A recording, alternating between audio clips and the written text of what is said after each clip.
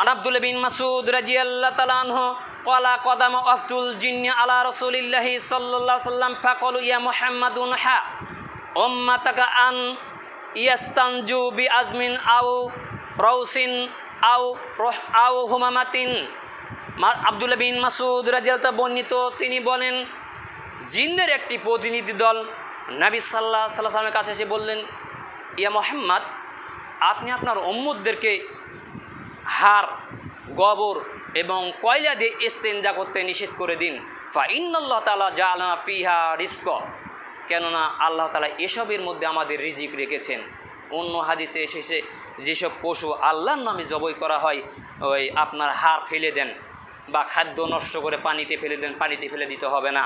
মুহাম্মদ সাল্লাল্লাহু আলাইহি সাল্লাম বলেছেন যে যেই পশু আল্লাহর নামে জবাই করা হয়েছে, হাড় গোস্ত খেয়ে হাড় ফেলে দেন, ওই জিনেরা হাত দিয়ে স্পর্শ করলে তাতে আবার গোস্ততে পরিণত হয়ে যায়। সুবহানাল্লাহ।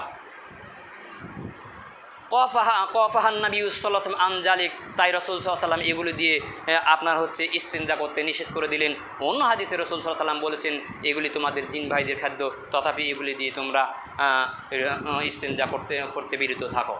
তাহলে জিনদের রিজিক হচ্ছে হাড়, যেখানে বিসমিল্লাহ বলে জবাই করা হয়েছে, আবার হাত দিবে তার গোস্তে পরিণত হয়ে যাবে। 2 গোবর, 3 কয়লা, এসব জিনেরা খায়। এসব জিনেদের খাদ্য হাদিস দ্বারা পাওয়া যায়। মুসলিম, আবু দাউদ, মিশকাতে এই হাদিসটি এসেছে।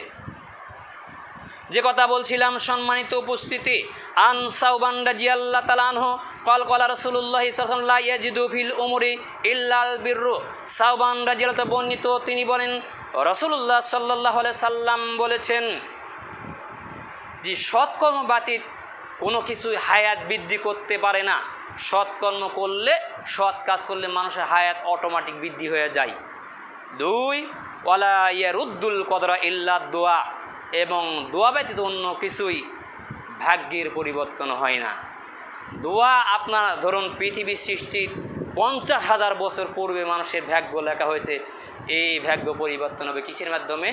দোয়ার মাধ্যমে। কিন্তু আপনি খাচ্ছেন হারাম, আর সারা জীবন খালি দোয়া করতে, আল্লাহ তুমি আমাকে বাঁচাও, তুমি আমাকে বাঁচাও। বাঁচাবে জাহান্নামে দিয়ে বাঁচাবে। বড় বড় কথা কও, তুমি হারাম খাও, আবার বড় বড় কথা বলো, এলা আবু জেহিল মার্কা লোক। সম্মানিত উপস্থিতি, আর একটি ছোট্ট হাদিস পেশ করে আলোচনা এটি টানছি। আনাস বিন মালিক রাদিয়াল্লাহু তাআলা আনহু আন্না রাসূলুল্লাহি সাল্লাল্লাহু আলাইহি ওয়াসাল্লাম ক্বালা মান আহাব্বানি আন ইবসাতালাহু ফি রিজকিহি ওয়া ইনসালাহু ফি আসারিহি। আনাস বিন মালিক রাদিয়াল্লাহু বর্ণিত, তিনি বলেন, রাসূলুল্লাহ সাল্লাল্লাহু আলাইহি ওয়াসাল্লাম বলছেন, যে ব্যক্তি পছন্দ করে তার রিজিক বৃদ্ধি হোক এবং দীর্ঘ আয়ু কামনা করে, ফাল ইয়াসিল রহিমা, সে যেন তার আত্মীয় সাথে সদাচরণ করে। কোনো ব্যক্তি যদি চায় যে তার রিজিক বৃদ্ধি হোক এবং দীর্ঘ আয়ু কামনা করে, সে যেন তার আত্মীয়দের সাথে সদাচরণ করে।